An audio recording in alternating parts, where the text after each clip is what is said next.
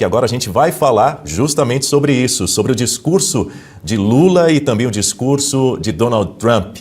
Esse discurso do presidente dos Estados Unidos, Donald Trump, com um apoio supostamente positivo a Lula na Assembleia da ONU, com um aceno a Lula, esvaziou totalmente a estratégia eleitoral do presidente brasileiro, que é centrada naquele confronto, nós contra eles, contra um inimigo externo. Durante a fala, Lula criticou intervenções externas e defendeu o multilateralismo, reforçando a sua imagem como rival de Trump, sem mencioná-lo diretamente. No entanto, o ex-presidente...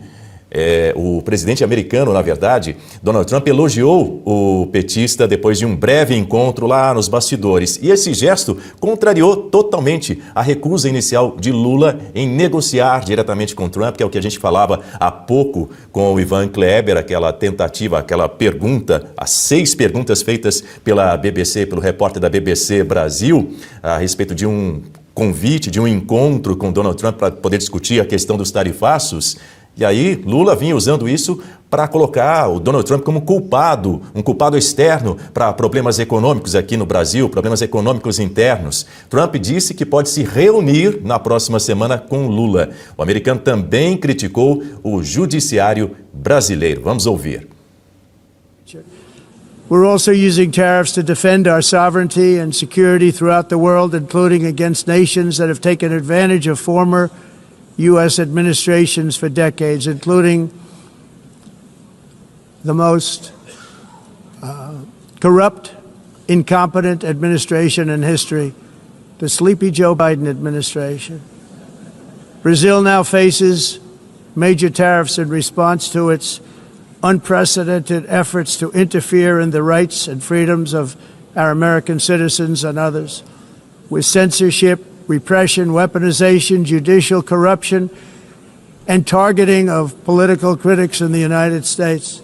I have a little problem saying this because I must tell you, I was walking in and the leader of Brazil was walking out. We saw him and I saw him, he saw me, and we embraced. And then I'm saying, can you believe I'm going to be saying this in just 2 minutes? But we actually agreed that we would meet next week. We didn't have much time to talk, like about 20 seconds. They were in retrospect, I'm glad I waited because this thing didn't work out too well. But we did talk, we had a good talk, and we agreed to meet next week, if that's of interest. But he seemed like a very nice man, actually. He liked me, I liked him. But if you, and I only do business with people I like. When I don't like them, I don't like them. But we had, at least for about 39 seconds, we had excellent chemistry. It's a good sign. But also in the past, Brazil, can you believe this, unfairly tariffed our nation, but now because of our tariffs, we are hitting them back, and we're hitting them back very hard. As president, I will always defend our national sovereignty and the rights of American citizens. So I'm very sorry to say this, that Brazil is doing poorly and will continue to do poorly. They can only do well when they're working with us. Without us, they will fail, just as others have failed. Pois é, Gotapini, se por um lado Lula citou indiretamente o governo norte-americano, já Donald Trump foi bastante incisivo, bastante direto ao ponto. Pareceu a você uma ironia por parte de Donald Trump com esse comentário que ele fez a respeito de Lula, dizendo que já avisou que vai ter um encontro entre ambos, enfim, eu estou aqui disposto a ouvir você, a gente precisa trabalhar juntos para que o Brasil também vá bem? Olha, Dani, tantas nuances deste fato histórico de ontem e que vai repercutir ainda por tanto tempo no Brasil. A primeira coisa que eu gostaria de destacar aqui é a completa distração do Lula durante a fala de Donald Trump. Nós vimos aí nas imagens que foram exibidas agora pela nossa produção, que no momento em que Donald Trump começa a falar em específico sobre o seu encontro com o Lula, o Mauro Vieira, ali a equipe ali do Lula ali atrás começaram a encostar no Lula, meio que falando, olha só, ele está falando de você. Como assim o presidente dos Estados Unidos, a maior democracia do mundo, O chefe de Estado mais poderoso do planeta está falando e você está distraído. Você está ali no plenário da ONU para isso. Você está ali para ouvir o que os chefes de Estado estão falando e não é ninguém mais, ninguém menos que Donald Trump que está falando. Justamente um país, o chefe de um país que está em conflito hoje com o Brasil. Um conflito gravíssimo, aplicando sanções no país. E o Lula absolutamente distraído, não sei se ele estava dormindo ali, mas enfim, já começa por aí esse constrangimento. E antes de Donald Trump falar, quem falou foi Lula. E ele foi extremamente agressivo na sua fala. Como o Dani bem disse, deixou ali algumas indiretas, bem diretas para o presidente americano. Foi um discurso que, se você espremer, não sai nada. É um limão seco. A única coisa que sai ali da boca do Lula é realmente agressividade, só isso. Agora, o que trouxe uma grande surpresa para todos foi realmente a postura de Donald Trump, o que ele falou sobre Lula, sobre este encontro, e o que fica aí no ar, né, Dani, é aquela questão aí, foi então o fascista, a outra face do nazismo que abriu as portas então para o diálogo, porque é assim que Lula vem se manifestando em relação ao Donald Trump, que ele é um fascista, que ele é a nova face do nazismo. Ele falou isso antes da eleição de Donald Trump. Agora, essa semana, nessa entrevista aí que ganhou grande repercussão na BBC, a jornalista perguntou para Lula se ele se arrependia de ter chamado Donald Trump de fascista, e ele tergiversou, ele só disse assim, eu acho que ele faz mal para a democracia. Então, foi esse fascista aí que abriu as portas para o diálogo. Isso deixou Lula em maus lençóis, porque justamente minutos antes ele tinha acabado de ser extremamente agressivo. E o Donald Trump veio com uma fala espontânea, deixou aí Lula encurralado, sem saída, porque agora, Dani, se não houver uma conversa entre Lula e Donald Trump, vai ficar muito claro aí que a responsabilidade é de Lula. Donald Trump já tinha dito em outras oportunidades que ele estava disposto a conversar com Lula, mas agora ele falou isso no plenário da ONU, diante da presença de Lula ali na plateia e de toda a sua comitiva.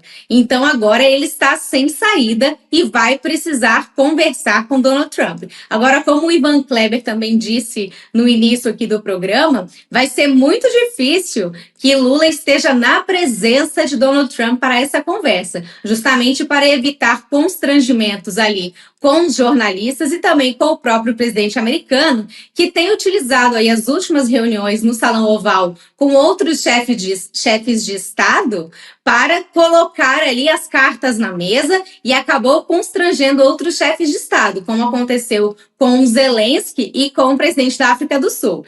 E o Lula tem aí uma baita de uma capivara que o Donald Trump pode levantar, então acho bem difícil que esse encontro seja realmente presencial. Guta, você acabou de falar, desculpa, não estava prestando atenção aqui. Não, brincadeira, eu sempre presto muita atenção ao que você diz, é muito bom te ouvir logo cedo aqui no Jornal da Oeste, primeira edição. A gente volta a se falar daqui a pouquinho, porque em entrevista à CNN americana, o ministro das Relações Exteriores, Mauro Vieira, rechaçou a possibilidade desse encontro presencial entre o presidente Lula e Donald Trump, destacando que a conversa vai ser realizada por telefone. A gente segue também repercutindo essa participação de Lula na Assembleia da ONU em Nova York. No discurso de abertura do evento, o petista reagiu às sanções do governo americano contra Alexandre de Moraes, a mulher do ministro Viviane Barce de Moraes e outras autoridades do judiciário brasileiro. Lula criticou as interferências externas e defendeu a soberania do Brasil. Não há justificativa para as medidas unilaterais e arbitrárias contra as nossas instituições e nossa economia. A agressão contra a independência do Poder Judiciário é inaceitável. Esta ingerência em assuntos internos conta com o auxílio de uma extrema-direita subserviente e saudosa de antigas hegemonias. Em uma referência ao ex-presidente Jair Bolsonaro, Lula ressaltou que o Poder Judiciário enviou uma mensagem clara aos candidatos que ele chama de autocratas. Diante dos olhos do mundo, o Brasil deu um recado a todos os candidatos autocratas e aqueles que os apoiam. Nossa democracia e nossa soberania são inegociáveis. Lula também falou sobre a regulação das redes sociais, diz que não é censura, mas é aplicação da lei, essencial para combater ataques criminosos e a desinformação. As plataformas digitais trazem possibilidade de nos aproximar como jamais havíamos imaginado, mas têm sido usadas para semear intolerância, misoginia, xenofobia e desinformação. A internet não pode ser terra sem lei. Cabe ao poder público proteger os mais vulneráveis. Ataques à regulação servem para encobrir interesses escusos e dar guarida a crimes como fraudes, tráfico de pessoas, pedofilia e investidas contra a democracia. Gutapini, Lula, assim como tem feito dia sim e outro dia também, mais uma vez voltou a falar sobre a ampliação da censura nas redes sociais, que é o que ele chama de regulação das redes sociais. Ele só fala disso. Ele não tem outra coisa para falar. A gente consegue ver uma grande diferença entre o discurso de Donald Trump e do Lula nas questões práticas do dia a dia e do mundo. O Donald Trump trouxe para a mesa as questões que afetam o dia a dia das pessoas, dos americanos e dos europeus também, por conta das opções que esses países têm feito. Então ele falou de inflação, falou da crise energética, da questão do petróleo, falou dessa questão climática, desse terrorismo climático. Enfim, trouxe para a mesa coisas realmente de desenvolvimento do país, o que atrasa o desenvolvimento dos países. Falou sobre a necessidade dos países voltarem às práticas que os tornaram grandes, para que eles voltem a dar orgulho para os seus eleitores, para os seus cidadãos. Falou sobre o legado dos antepassados que, enfim, deixaram a sua marca para os países, que agora estamos nos ombros desses gigantes. Enfim, um discurso realmente inspirador ali no final. E o Lula está sempre falando de platitudes, de efemeridades, de coisas que não tem um respaldo muito prático ali para as pessoas, não fala com o público. Então sempre aquela defesa efêmera da democracia, da soberania, e falando de coisas que o público não consegue palpar, não é concreto, não fala da vida das pessoas. Ele está sempre querendo implementar a sua agenda, que é uma agenda de controle, e isso não tem ressonância com a sociedade. Isso não muda a vida das pessoas. O Lula traz para a pauta, traz para o debate coisas que não estão na preocupação, no horizonte dos brasileiros, dos cidadãos. Ele fala para ele e para os seus aliados. Ele quer apenas implementar uma agenda de censura, de se perpetuar no poder, de impedir que seus opositores se manifestem. É só isso o discurso do Lula. Ele não traz nada de melhoria, de benefício realmente para os cidadãos, para o planeta, nada. É só uma agenda de censura, de controle. Falou de novo de tributação dos mais ricos. É só disso que ele fala. É censura e mais formas de colocar a mão no bolso dos pagadores de impostos. Muito bem lembrado por você, Gutapini. Como é que você faz um discurso supostamente em defesa da democracia, sugerindo censura? Mas já que você falou do discurso de Donald Trump, com questões práticas da vida do cidadão americano, cidadão de qualquer parte do planeta, no dia a dia, a gente vai destacar então um trecho do discurso de Donald Trump que, num determinado momento, ele defendeu a proteção a liberdade religiosa, citando o cristianismo como a religião mais perseguida do planeta hoje em dia. Vamos ouvir. Let us defend free speech and free expression. Let us protect religious liberty, including for the most persecuted religion on the planet today. It's called Christianity. And let us safeguard our sovereignty and cherish qualities that have made each of our nations so special, incredible and extraordinary. Tá aí.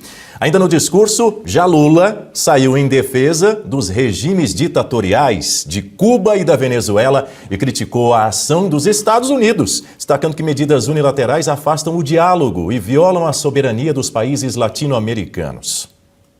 É preocupante a equiparação entre a criminalidade e o terrorismo. A forma mais eficaz de combater o tráfico de drogas é a cooperação para reprimir a lavagem de dinheiro e limitar o comércio de armas. Usar força letal em situações que não constituem conflitos armados equivale a executar pessoas sem julgamento.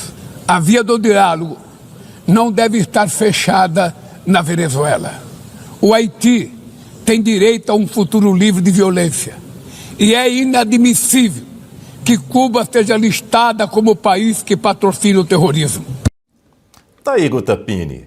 Um ótimo contraponto. Primeiro nós ouvimos Donald Trump falando em liberdade, liberdade religiosa. Em seguida, acabamos de ouvir Luiz Inácio Lula da Silva falando em apoio às ditaduras, aos aliados.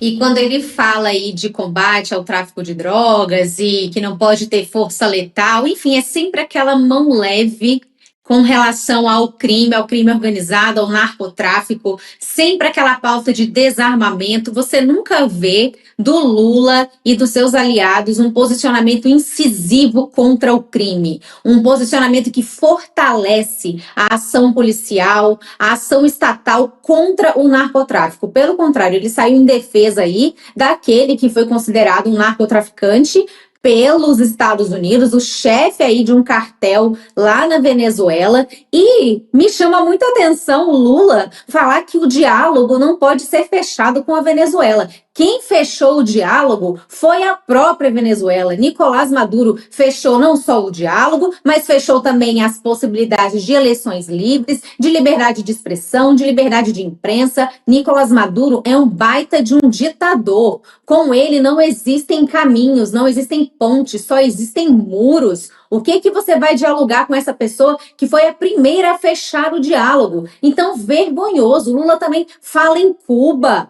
Que absurdo! Ditaduras! E ele defendendo democracia, soberania e trazendo aí para o palco da ONU esses dois países exemplos de ditadura que são seus aliados. Isso sim, o Lula só anda com esse tipo de gente. É a esse tipo de regime que ele quer estar aliado. Tanto que é algo bem semelhante que ele vem promovendo aqui no nosso país. Regime de exceção, perseguição a opositores, adversários, uma agenda de censura contra a liberdade individual, contra a liberdade de expressão. Realmente uma vergonha. Os discursos são realmente antagonistas. Não tem como você compatibilizar o que um falou com o outro. Lula extremamente agressivo na sua fala e só falando de platitudes, de efemeridades, de coisas que não têm impacto na vida dos cidadãos, enquanto Donald Trump querendo aí colocar o mundo de volta num rumo de prosperidade, abrindo mão aí dessas práticas que não trazem melhoria para a vida das pessoas, pelo contrário, deixam os países em prejuízos, em subdesenvolvimento. Então, realmente um contraste abissal entre os dois presidentes. Donald Trump deu um baita exemplo de liderança aí na ONU e o Lula um servo das ditaduras. Lula inventou ainda mais uma palavra, não é? O que é xenofobia? Até agora eu não consegui encontrar no dicionário até o momento, mas ele mandou essa. É um destaque da nossa espectadora Diana, que escreveu aqui no chat, com muitos risos, dizendo xenofobia, xenofobia. Bom, enfim, uma hora, de repente, o Lula virá a público para poder explicar o que ele quis dizer. Aliás, eu quero ouvir aqui o comentário feito pelo nosso Silvio Navarro, feito ontem durante o programa Oeste Sem Filtro, a respeito desse discurso, se a gente pode chamar de discurso, do presidente Lula.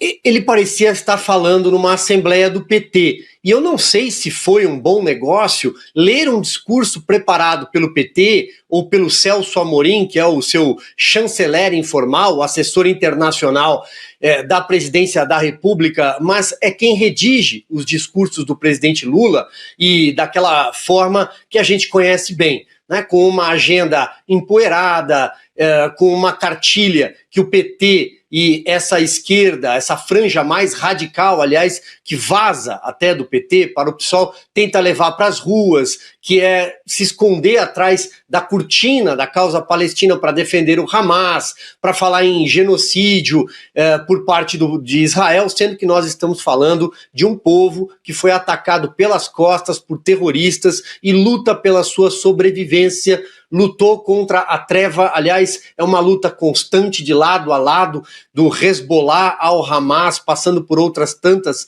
frentes terroristas, um povo que luta pela sua sobrevivência. Então, eu acho que o Lula fez um discurso de petista. Queria acrescentar, e vou me ater a esses pontos, para não exceder o meu comentário.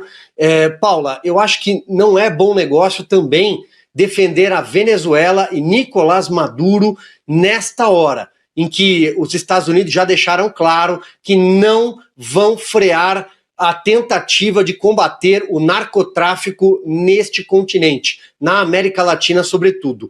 E a Venezuela é só o primeiro passo. Outros países que já podem ser classificados como narco-estados também podem sofrer consequências. E o Brasil que se cuide. Guta e amigos que acompanham o Jornal da Oeste, primeira edição nesse momento, o Aguinaldo no nosso chat me explicou o que é xenofobia. Segundo ele, é uma palavra de linguagem neutra. Então, tá esclarecido. Seguinte, o Adalberto Piotto também comentou um trecho do discurso de Luiz Inácio Lula da Silva na ONU. Vamos ouvi-lo. O Lula defendeu censura, não é novidade para nós. Defendeu leniência com o tráfico e ditaduras também não é novidade para nós. Quando ele diz assim, não podemos fazer a equiparação, como o Caute lembrou, da criminalidade e o terrorismo. E faz o quê? Porque a técnica, o método dele no Brasil não está funcionando. O que fez Donald Trump logo depois, no discurso seguinte, demonstrou que sim, o quanto tinha de droga num navio que foi afundado, numa embarcação que foi afundada pelas Forças Armadas no mar, como ele disse, nos mares da Venezuela, ali, né, muito próximo ao Caribe, e o quanto aquilo representaria de droga e de pessoas americanas que poderiam morrer, ou seja, de americanos que poderiam morrer, de pessoas nos Estados Unidos que poderiam morrer. O Lula, não vamos equiparar. O governo americano quer tratar o PCC exatamente como uma organização terrorista, e hoje é o grande problema brasileiro. O crime organizado. Entre essas organizações, o PCC, o Comando Vermelho e por aí vai. Para você ter uma ideia, qual é exatamente a posição do governo em relação a isso? Quais são as medidas do governo para combater o crime organizado? Com relação às ditaduras, quer dizer, ele fala de autocracias, mas até quando ele falou autocrata, eu falei, ele vai falar mal do Xi Jinping, do Putin, dos ayatollahs e do Maduro. Não, ele estava querendo passar um recado para quem? Para o Donald Trump. Sabe, é uma desconexão com a realidade, mas é o seguinte, naquele mundo globalista de uma ONU que já perdeu a razão de existir, porque é falida do ponto de vista dos princípios que a fundaram lá em 1945, para esta ONU, aqueles globalistas que vivem, diplomatas que vivem em Nova York, subsidiados pelos povos dos países os quais eles representam, ali vai ter aplauso. Compara depois o silêncio e a tensão, a apreensão daqueles diplomatas em relação ao discurso de Donald Trump. Ou seja, o que era esquerda festiva, o globalismo festivo no discurso do Lula, porque obviamente não para em pé, você não vai denunciar a Venezuela, você não vai denunciar o que acontece na Nicarágua, você não vai denunciar Cuba.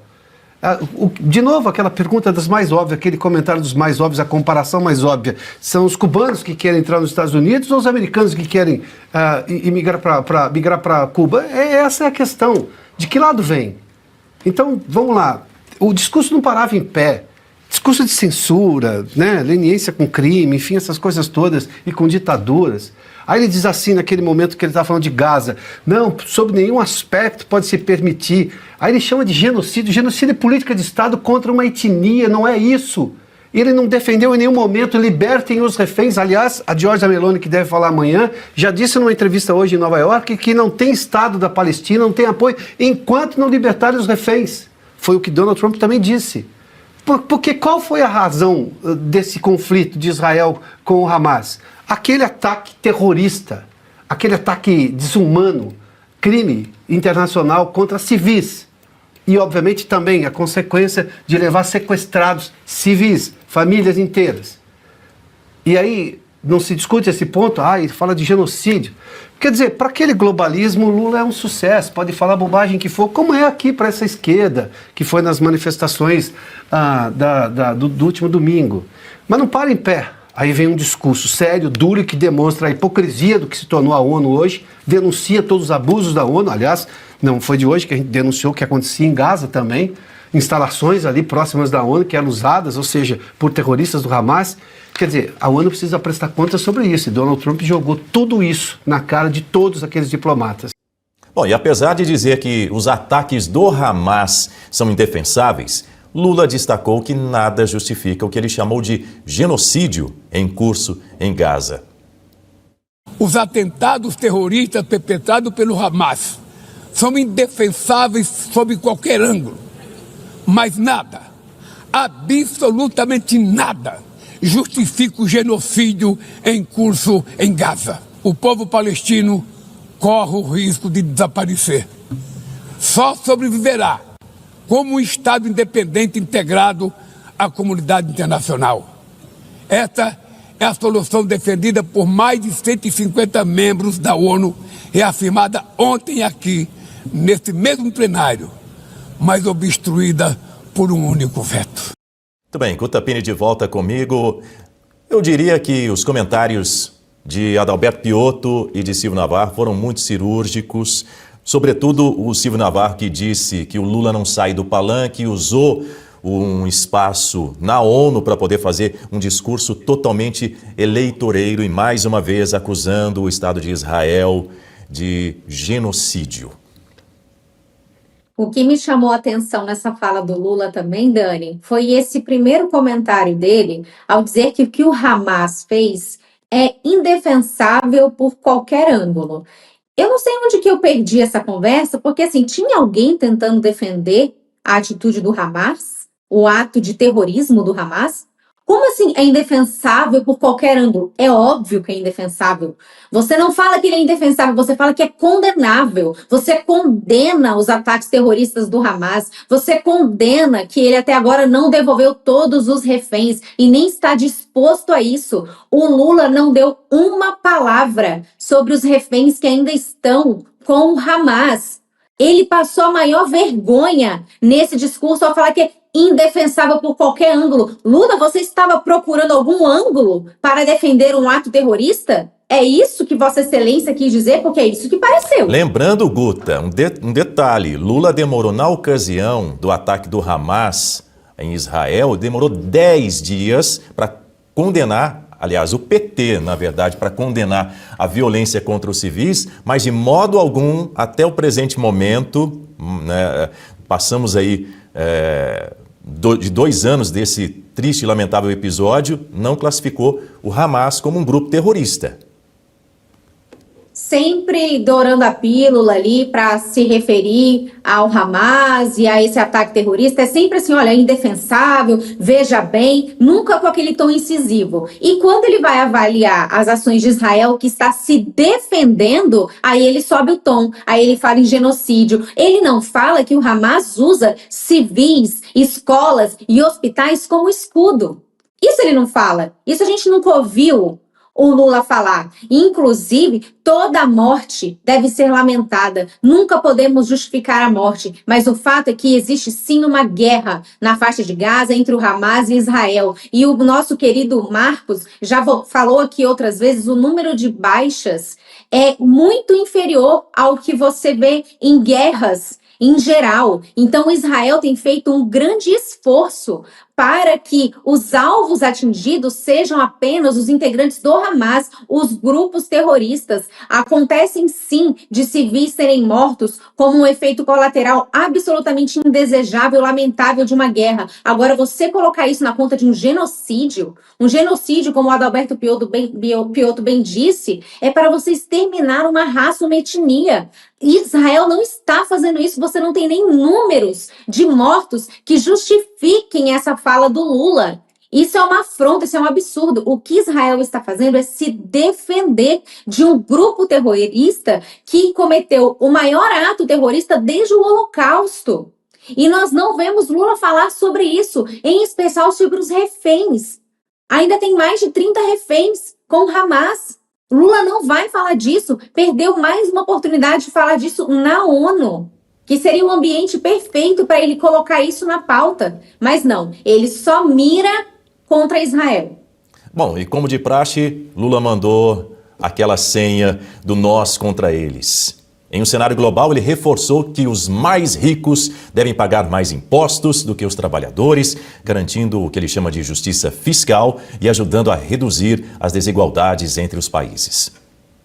A comunidade internacional precisa rever suas prioridades, reduzir os gastos com guerras e aumentar a ajuda ao desenvolvimento, aliviar o serviço da dívida externa dos países mais pobres, sobretudo os africanos, e definir padrões mínimos de tributação global para que os super ricos paguem mais impostos que os trabalhadores. Bom, e o advogado constitucionalista e comentarista aqui de Oeste, André Marcília, também comentou os discursos de Lula e de Donald Trump na Assembleia Geral da ONU. Vamos ouvi-lo. A democracia do Lula, me parece, tem sido muito negociável. Não só a democracia dele, como a soberania e todos esses conceitos que ele tem inventado. Ele e o STF têm inventado desde 2019 para cá. Democracia, liberdade de expressão, censura, todos esses conceitos foram completamente ressignificados por essa gente toda e eles têm, sim, usado esses conceitos para negociar as nossas liberdades. Então, é disso que se trata. O Lula fez um discurso, a gente estava aqui conversando, e a minha leitura é de que o Lula fez um discurso para a claque dele, para a turma que é aqui do Brasil e vota nele. Até porque lá na ONU ninguém está nem aí para o que o Lula pensa, ninguém está absolutamente nem aí para quem é o Brasil. O Brasil não é mais alguma coisa relevante no cenário internacional e, vamos dizer a verdade, nem a ONU. Nem o Lula é relevante para o cenário internacional e nem a ONU. Aliás, o Trump falou isso.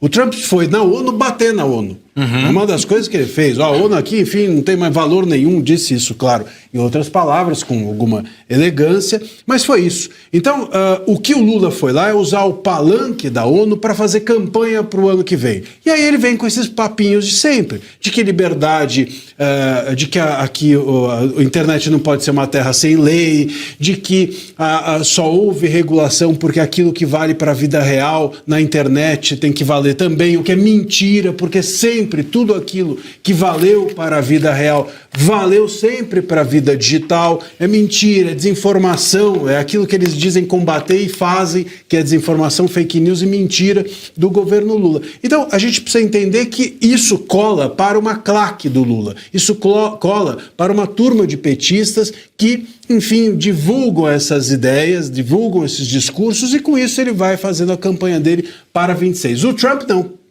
O Trump foi lá falar para o mundo, foi lá a partir de um presidente que tem relevância mundial e foi dar recados sobre questões ambientais, sobre a pauta verde, que é uma questão muito que todo mundo fala, etc. Foi contar a verdade sobre isso e também deu um recado dele ao Lula, um recado de adulto a uma criança mimada que disse que não quer conversar com ele. Chamou para a semana que vem para uma conversa e vamos ver qual vai ser o resultado disso. Ou seja, é um presidente contra um candidato. É o Trump contra o Lula. É um adulto contra uma criança.